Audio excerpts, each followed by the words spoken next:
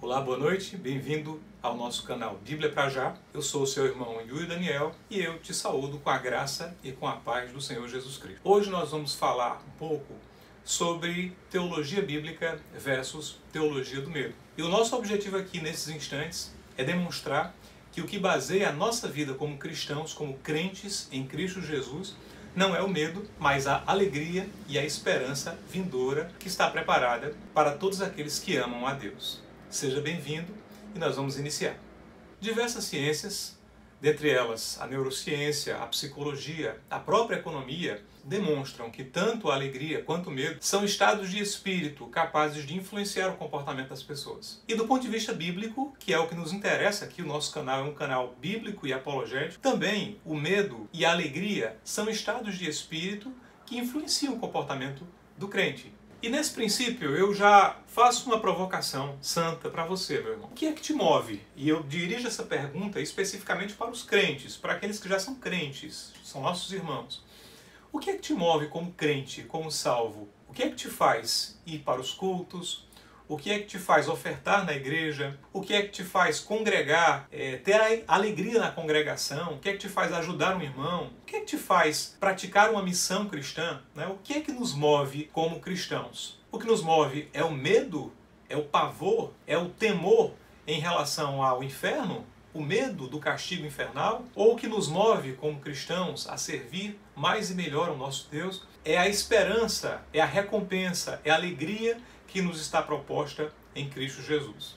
Ao longo da história, o medo já foi muito utilizado como instrumento, como combustível para mover o comportamento das pessoas. Então foram muitos os regimes políticos ao longo da história em que o medo foi utilizado como combustível naqueles regimes totalitários, que o diga, por exemplo, o nazismo, os regimes fascistas e tantos outros regimes. As pessoas faziam coisas por medo, apavoradas, aterrorizadas. O medo já foi combustível de autoritarismo, inclusive em segmentos religiosos. E até hoje ainda o é, infelizmente. Mas para nós que somos crentes, que somos salvos através da graça e do sacrifício expiatório do Cordeiro de Deus, Cristo Jesus, para nós é diferente. O nosso grande combustível não é o medo, mas a alegria. O Espírito Santo, ele produz em nossos corações uma grande alegria, uma sede, um desejo tremendo de adorar. E ele nos leva à adoração alegre e sincera ao nosso Deus. Então nós queremos concluir aqui, nessa primeira etapa, que o que move o servo de Deus não é o medo do castigo infernal. Não, o que nos move é a alegria da glória que nos está proposta. O Espírito Santo não trabalha no crente mediante medo. O Espírito Santo trabalha no crente mediante alegria.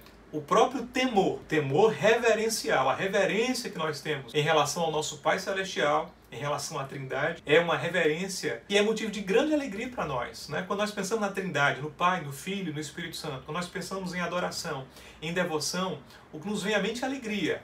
O salmista, Salmo 122, expressa isso. Alegrei-me quando me disseram, vamos à casa do Senhor. O salmista não diz, olha, eu vou à casa do Senhor porque eu preciso fugir do inferno. Não, ele sabia que essas realidades de punição eram realidades para ele, mas ele sabia que a grande recompensa já estava destinada a ele e àqueles que serviam a Deus. Alegrei-me quando me disseram. Esse tem que ser o teu combustível, meu irmão. Não é o medo, não é o totalitarismo, o autoritarismo, mas é a alegria, porque o Espírito Santo não age por força nem por violência, mas ele age provocando alegria, impulsionando o teu coração, o poder de Deus, a dunamis de Deus, ela enche o nosso coração e nos impulsiona a alegremente ofertar, doar. Quando eu falo em ofertar, eu estou falando de bens mesmo, Nosso patrimônio, o nosso corpo, o nosso tempo, a nossa família, tudo isso nós entregamos nas mãos do Pai, do Filho e do Espírito Santo de forma alegre e prazerosa.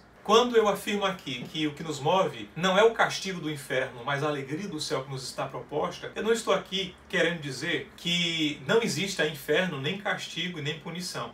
Tudo isso existe, tudo isso é bíblico. A Bíblia fala sobre inferno. Muitos irmãos, muitos servos, apóstolos, profetas e o próprio Cristo falaram sobre o inferno. O Cristo que falou muito sobre amor a Deus, amor ao próximo, também falou sobre punição e castigo para evidenciar essa natureza da Trindade. A Trindade é justa, a Trindade é retributiva. Ela pune o pecado, isso é sinal de justiça. A punição é um símbolo de amor e de justiça de Deus em relação a si mesmo. Então a Bíblia prevê o castigo, ela prevê as sanções punitivas, ela prevê o inferno. Mas nós estamos falando aqui sobre crente, sobre salvos do Senhor. Salvos pela graça, não por mérito, mas pela graça de Cristo, pela obra substitutiva, vicária que Ele fez no Calvário. Para esses que são salvos em Cristo Jesus, a palavra diz que as portas do inferno não prevalecem. As portas do inferno não prevalecem contra a igreja de Cristo.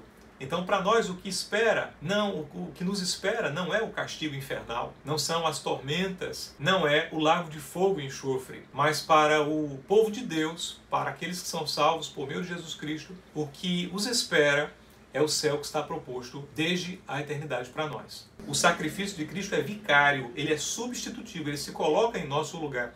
Ele paga a punição. Então houve punição, mesmo no nosso caso, houve punição. A questão é que essa punição foi paga através da pessoa de Jesus Cristo. O sacrifício de Cristo não é só exemplo para nós. O sacrifício de Cristo é substitutivo para nós, porque ele se substituiu, né? Ele levou sobre si, diz a palavra em Isaías 53, as nossas dores. O castigo, a punição, houve punição.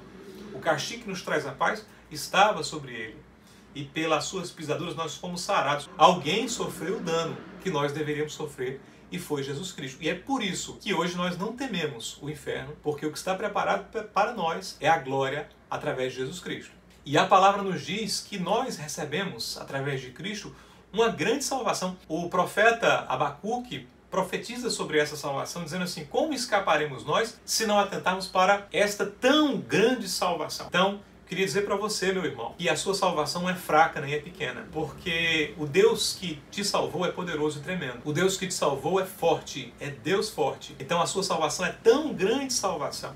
Não é algo do tipo que você perde, ganha, perde, ganha, perde, ganha, de forma corriqueira, né? Então você acordou mal hoje, perdeu a salvação. Você errou aqui hoje, você perdeu a salvação. Não é assim. A nossa salvação é uma tão grande salvação. E essa salvação, ela nos impulsiona não à desobediência, não à libertinagem, não ao pecado, mas a alegria dessa salvação nos impulsiona a servir cada vez mais e a nos santificar cada vez mais. Mas nós fazemos isso por alegria. Por que você jejua? Por que você deve jejuar? Por alegria, meu irmão. Por que você deve servir a igreja? Por alegria, meu irmão. Não é por punição nem medo, mas é por alegria. Se você tem servido com medo, se você tem servido com medo de punição, com medo de represálias espirituais, com medo de castigos espirituais, ou até de algum tipo de ameaça espiritual que você tem sofrido de alguma forma, né? Até a sua própria mente lhe sabotando. Saiba que você tem um Deus bom, um Deus que te alegra, um Espírito que te leva a dizer Abba Pai, como está em Colossenses. Alegrei-me quando me disseram vamos à casa do Senhor. E se é o Espírito Santo que faz em nós a obra, aí eu te pergunto, o Espírito Santo, ele trabalha em nós com medo ou ele trabalha em nós produzindo alegria? Esse convencimento, que não é papel meu aqui, mas que é papel do Espírito, e eu creio e eu oro para que o Espírito Santo te convença hoje de que a obra vai ser feita com alegria no teu coração. Esse Espírito, ele trabalha com medo ou com alegria? Então a palavra nos diz, não por força, nem por violência, mas pelo meu Espírito. Você não deve servir a Deus por nenhum tipo de ameaça. Eu vou servir a Deus porque senão eu posso perder o meu cargo eclesiástico aqui na igreja. Eu vou servir a Deus aqui porque senão eu posso perder o meu posto de tocador de instrumento na igreja. Eu vou servir a Deus porque eu posso perder algum tipo de prestígio aqui na minha posição eclesiástica. Não faz isso não, meu irmão. Serve a Deus por alegria, com interesse de coração e não por medo. Um sinal que caracteriza o crente é a certeza da salvação.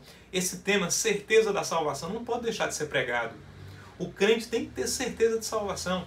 Os puritanos abordavam muito essa questão de certeza de salvação, de afeições a Deus, de conversão verdadeira, de ser crente verdadeiramente e de ter essa certeza no seu coração. Aí você pode dizer assim, mas isso é muito arrogante, você dizer assim, eu tenho certeza de salvação. Mas essa certeza, na verdade, não é arrogância. Essa certeza é a produção de efeito da ação do Espírito na minha vida. O Espírito Santo testifica em nós acerca dessa certeza gloriosa e nos impulsiona alegremente a servir a Deus. Essa é a doutrina do testemunho interno do Espírito Santo. Há um testemunho. Alguém diz ao nosso coração, olha, você está salvo. Você pode glorificar e você pode adorar. E a tua salvação é forte e tremenda, porque foi operada por mim. E quem diz isso ao nosso coração é o próprio Espírito, testemunhando em nós, selando os nossos corações em amor. Paulo expressa essa certeza em Romanos. Ele diz assim, eu estou certo de que nem morte, nem vida, nem anjos, nem principados, coisas do presente, por vir, poderes, alturas, profundidades, coisas do presente e do porvir, nada poderá me separar do amor de Deus que está em Cristo Jesus. Nós fomos atraídos por esse amor, né? E quem nos atraiu, quem nos salvou, quem nos comprou, não foi qualquer um. Quem nos comprou foi o Deus Todo-Poderoso. Fomos atraídos a Ele, ligados a Ele com laços de amor. Ele nos comprou, Ele nos selou, Ele nos atraiu e nós alegremente o glorificaremos.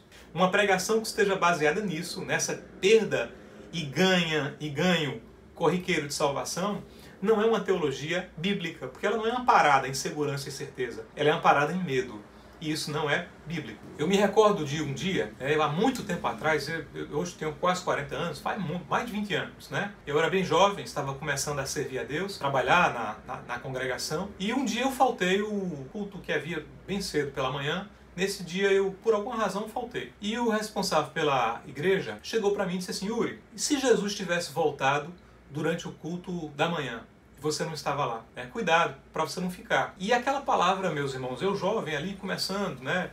Eu acho que eu tinha lido a Bíblia mais talvez uma vez apenas, e só aquela primeira leitura ali das primeiras experiências com a leitura da palavra. E eu fiquei muito temeroso com aquela palavra, fiquei medroso, né? Disse, meu Deus, quer dizer que é assim? E quando vem do líder, aí você recebe aquilo ali, introjeta, ainda não tem muita capacidade de filtrar as coisas, e eu fiquei muito inseguro com essa palavra, pensando assim, meu Deus, se eu vacilar em qualquer detalhe, né? Se eu faltar um culto, se eu voltar, e aí, eu vou ficar? Então isso criou um medo em mim, de possibilidade de perder e ganhar a salvação repentinamente dependendo de mim. E me conhecendo, sabendo como eu sou, e falho, e pecador, e necessitado, eu disse, meu Deus, eu não vou conseguir se for assim. Isso me gerou muito medo, assim, muito pavor. Cultivou no meu coração até um senso de meritocracia. Eu preciso merecer, eu preciso fazer por onde, né? A nossa salvação é forte, o nosso Deus é forte, e nós podemos falar em segurança e certeza da salvação.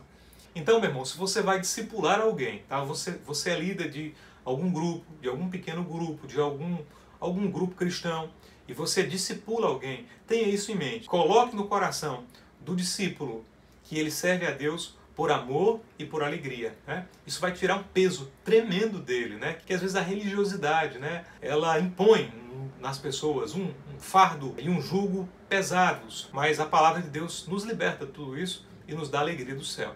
Agora um assunto um pouco mais tenso e mais delicado, mas que precisa ser abordado. E eu gostaria de abordar da forma mais tranquila, mais serena e mais bíblica possível, né? O nosso canal é apologético e bíblico.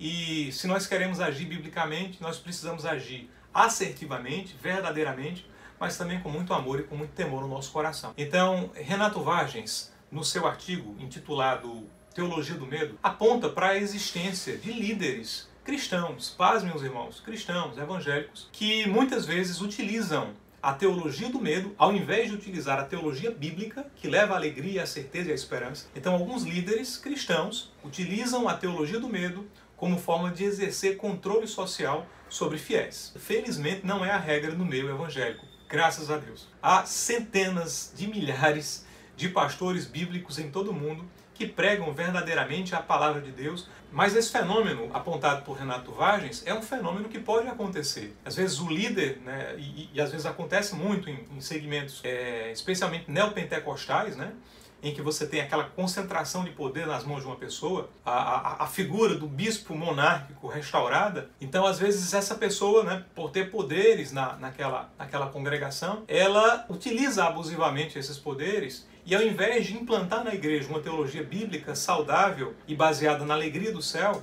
ela acaba implantando na igreja uma verdadeira teologia do medo. Então, ela impinge no coração das pessoas um terror espiritual, um medo espiritual exacerbado, né? A ameaça constante de perda e ganho de salvação, causando agitação no coração das ovelhas, como forma de controle social. Então, para ter controle sobre aquele grupo, para evitar, às vezes, perder membro na igreja, aí o líder acaba se valendo desse tipo de expediente e acaba ultrapassando os limites da palavra de Deus, né? Às vezes, esse medo é implantado de forma sistemática, de forma velada, mas de forma sistemática. Pouco a pouco, a Bíblia vai sendo substituída pelo medo e as pessoas deixam de servir a Deus pelo que diz a Bíblia e passam a servir a Deus aprisionadas em algum tipo de sistema religioso, né? Isso é feito de forma sistêmica. Então, por exemplo, a utilização de expressões que visam a manchar a reputação daqueles que deixam aquela congregação, por exemplo. Então, quem sai daquela igreja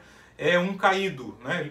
E não estou falando só de sair da igreja, mas pessoas que às vezes migram de uma igreja vai para outra, né? Sai da igreja A, vai para a igreja B, e aquela conduta é lançada publicamente como uma apostasia, né? Chama-se aquelas pessoas que migraram de congregação, que são crentes, né? Veja só, são crentes, irmãos. Paz, meus irmãos, nós estamos falando aqui de crente. Então a pessoa muda, migra de congregação, sai de uma congregação, vai para outra igreja, vai para outra denominação. E de repente essas pessoas são chamadas de anticristo, de apóstatas, noticiadas inclusive publicamente nas redes sociais, né? Então expressões altamente injuriosas, maléficas, especialmente quando você está tratando de servo de Deus, né?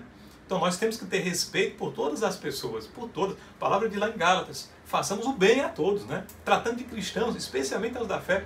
Então, tratando de cristãos, esse tipo de conduta acaba criando nas ovelhas ali esse sentimento. Olha, se eu sair também, vão me taxar de apóstata, de anticristo. Meu irmão, eu quero te dizer aqui que se você serve a Deus com todo o teu coração, que se você crê no Senhor Jesus e vive por Ele, você não é lixo, você não é apóstata, você não é anticristo, você é um servo de Jesus Cristo, né? As portas do inferno não prevalecem contra você. Nenhuma condenação há para aquele que está em Cristo Jesus. Podem até te acusar, mas saiba que você tem um advogado fiel, e não é qualquer um, é Jesus Cristo, o justo, né? Que o acusador não tem poder sobre a tua vida, que Deus é poderoso para te defender e para te sustentar.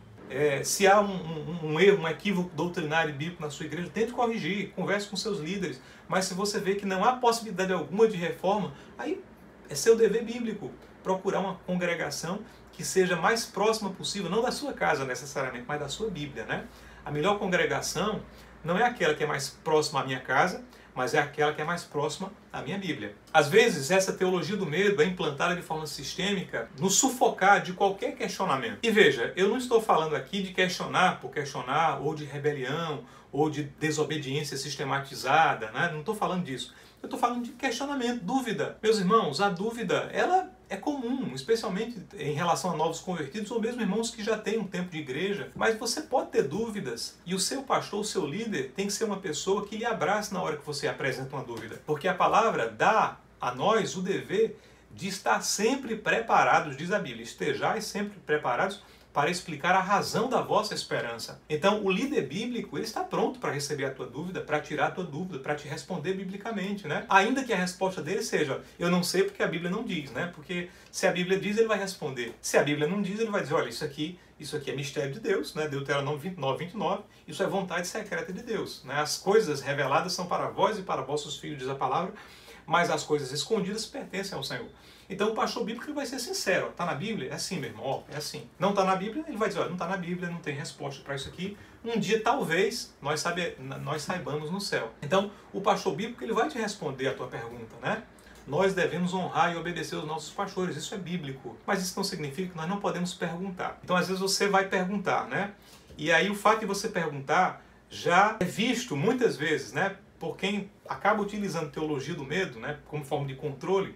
Às vezes o simples questionar alguma coisa já é visto como uma desobediência, já é visto como um ato de rebelião. Como assim? Você está questionando isso aqui? Né? Então às vezes você aponta algum desvio doutrinário. Ó, pastor, eu entendo que essa prática aqui, por exemplo, né, utilizar a palavra repetida no início do culto. Ó, eu tenho que sempre começar o culto com essa expressão aqui. Tá? Se eu não usar essa expressão, o culto não é válido. Aí você vai e questiona. A pessoa já lhe enxerga como um rebelde, como alguém desobediente, já lhe taxa, já lhe exclui.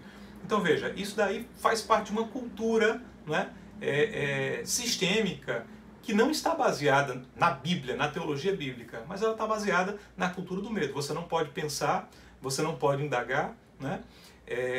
Eu gosto muito de um quadro do pastor Augusto Nicodemos, muito interessante, eu até aconselho você a seguir, né? É o PNO, Perguntar Não Ofende. É um quadro para isso, né? Para demonstrar que perguntar não ofende, né? Então, às vezes, você é constrangido, muitas vezes, a nunca perguntar, a nunca tirar a sua dúvida, você morre com a dúvida, mas você não pode perguntar porque isso é um tipo de ato de rebeldia. Irmãos, isso daí não é bíblico. O pastor bíblico está pronto para responder as tuas perguntas, né? Biblicamente. Ele está pronto para te aconselhar. O pastor Augusto Nicodemos, desse quadro PNO, né, Perguntar Não Ofende, costuma dizer que Jesus morreu para tirar o meu pecado e não a minha inteligência. Então, meu irmão, pode pensar, leu a Bíblia, pode pensar, pode indagar. Isso daí não é pecado, não é desobediência, não é rebelião. Confrontar com respeito, né, com honra algum tipo de doutrina que você entende como uma doutrina que não é bíblica, não é nenhum tipo de desrespeito em relação ao seu líder, né? E o líder precisa entender isso. Às vezes também, ainda falando sobre essas questões, se utiliza a expressão, né, bíblica, né? Não toqueis nos meus ungidos, não toqueis no ungido do Senhor. Isso eu não estou inventando a roda aqui, tá, irmãos? Isso é uma coisa que já está muito difundida aí no meio cristão, né?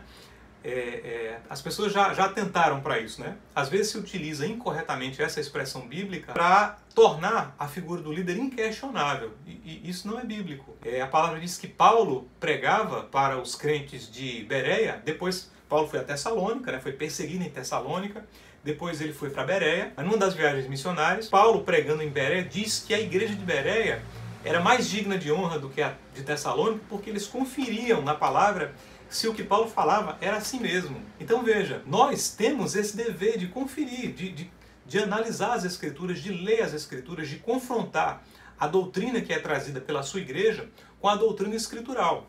Se aquilo que é trazido pela sua igreja não tem compatibilidade com a palavra de Deus, aí, meu irmão, você deve rejeitar. Você deve tentar corrigir as pessoas, orientar sempre com respeito, com carinho, com educação, como crente. Mas se você vê que não é possível, meu irmão, e que a igreja vai insistir no erro e numa heresia frontal, é seu dever bíblico deixar aquela congregação e orientar respeitosamente as pessoas. Não toqueis no ungido do Senhor, né, é uma expressão que tinha um contexto específico, o contexto de proteção aos reis de Israel, numa época bélica, era muita guerra, né, muita perseguição. Davi, por exemplo, perseguido pelo seu próprio filho, era um contexto bélico. Então a expressão não toqueis no ungido do Senhor tinha essa conotação específica contextual, né?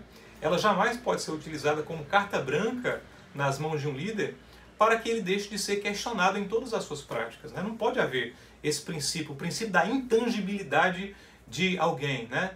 O princípio da inquestionabilidade de alguém, ou da infalibilidade de alguém. Oh, irmãos, todos nós somos homens, o seu pastor é um homem, né? Ele pode falhar, é óbvio que você não vai ficar procurando os erros dele, você deve procurar as virtudes dele. Mas é evidente que eu aqui, inclusive, posso cometer uma falha na minha análise bíblica e eu preciso estar à disposição para ensinar, para corrigir, para ser corrigido também do ponto de vista bíblico. Eu não posso ter apego à minha palavra, eu preciso ter apego à palavra de Deus. E é isso que faz com que Deus se alegre de nós. Às vezes se cria essa cultura, né, de que você precisa obedecer, obedecer, obedecer e jamais questionar. Olha, obedeça, né, porque eu sou o seu líder, eu sou o ungido do Senhor, eu sou intocável, né? Então tudo que eu digo é uma revelação de Deus que Deus me deu, eu sou ungido, né? Eu criei aqui uma nova doutrina, a doutrina agora é essa daqui, né?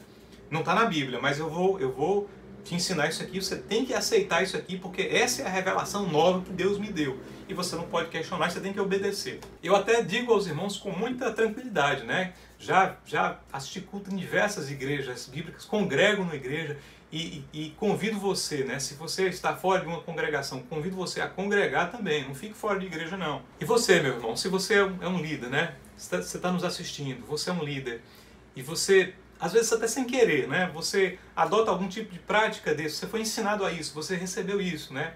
E acha que é correto, né? Talvez você esteja ensinando as ovelhas que estão sob a sua responsabilidade com uma teologia que não é bíblica e não é saudável. Então, a palavra te convida, né, a se ajustar biblicamente e a trazer para as pessoas que estão sendo discipuladas por você um ensino bíblico genuíno. Se abra com elas, se abra para elas e permita que as pessoas sejam realmente discipuladas. Permita que as pessoas realmente aprendam e não apenas aparentem que aprendam. Porque se elas não têm liberdade para conversar, para tirar dúvida, trabalhar biblicamente, para ser ensinadas verdadeiramente, não haverá aprendizado real, né? Haverá ali a formação de crentes, muitos crentes nominais, alguns crentes até genuínos, mas que não adquirem maturidade cristã, não adquirem profundidade bíblica para prosseguir na missão. Ou se prosseguem, acabam carregando os mesmos problemas de teologia do medo e levando esse discipulado nefasto adiante. Então, outro problema que acontece, geralmente agora em igrejas de linha mais carismática, é a utilização incorreta dos dons espirituais. Os dons espirituais são uma doutrina preciosíssima. Não há crente genuíno sem dom espiritual. A palavra aponta para os dons espirituais. 1 Coríntios capítulo 12 traz uma relação de vários dons espirituais. A princípio 9, depois mais uma série de dons, né? Dom de socorro, dom de misericórdia. Romanos capítulo 12 traz uma relação de dons espirituais. Dom de presidência, por exemplo, é um dom espiritual. E há outras relações de dons espirituais espalhadas ao longo da palavra. Mas às vezes o líder utiliza os dons espirituais não da forma correta, não para edificação em si do corpo, mas como forma de pressão sobre membros, controle social. Olha, você tem que fazer isso aqui, Deus me deu uma revelação que você tem que fazer isso aqui, senão você pode se acidentar. Ou você tem que fazer isso aqui para a igreja porque... Então acaba utilizando de forma incorreta os dons espirituais como meio de manipulação, né, de dominação. E esse tipo de prática, ela precisa ser combatida pela igreja. Isso daí não é saudável, não é baseado na teologia bíblica, como nós temos bem enfatizado aqui.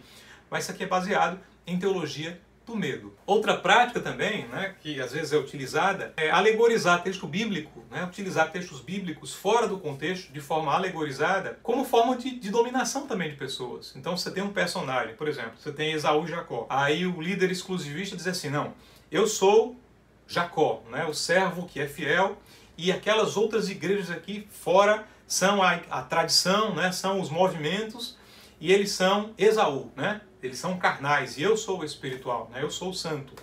Né? Ou eu sou Davi, né? E os outros são Saul. Né? Quem saiu da igreja é Saul, né? E foi para outra congregação, ele é Saul, ele é um apóstata, ele é um anticristo. Aqui não, aqui é Davi. Né? Quem saiu aqui dessa denominação ultrapassou os limites do Espírito Santo. Então os irmãos percebem? Então acaba se utilizando de textos bíblicos, personagens bíblicos que têm outro tipo de ensino bíblico, ético e espiritual, né? Outro tipo de hermenêutica e exegese, e acaba pegando esse tipo de alegoria, né? E etiquetando as pessoas. E nós queremos dizer aqui para os irmãos e enfatizar, nenhuma condenação há para aqueles que estão em Cristo Jesus. Se você está em Cristo Jesus, meu irmão, fique tranquilo, né? Glorifique o Senhor, porque o que rege a tua vida não é a teologia do medo, mas a teologia bíblica. Glorifique muito a Deus pelas pessoas que Ele colocou no meu caminho, né? Que muitas hoje me ajudam, né? Me discipulam, me orientam biblicamente, tiram as minhas dúvidas amorosamente. E tem que ser assim na igreja bíblica. E se você é um líder e percebe isso na sua igreja, e você, na verdade, faz isso, é hora de você se chegar a Deus, né? E permitir que Deus mude o teu coração, transforme o teu coração, que a sua congregação seja avivada pela teologia bíblica e saudável. Se você identifica na tua vida, até às vezes, esse tipo de prática, até às vezes enquanto você recebeu isso como herança de alguém, mas é hora de quebrar esse ciclo. É hora de quebrar esse ciclo pelo poder da palavra do Senhor. É hora de substituir a teologia do medo pela verdadeira teologia, pelo verdadeiro ensino, pelo ensino da palavra de Deus. Então essa pregação de que se você não obedece o líder, que se você não obedece a todos os ditames religiosos de um grupo, ainda que eles não estejam na palavra de Deus, e se você assim o faz, você vai morrer, ou vai para o inferno, ou vai ser comido de bicho, né? Ou vai ser comido pelos urubus, como eu já ouvi falar por aí.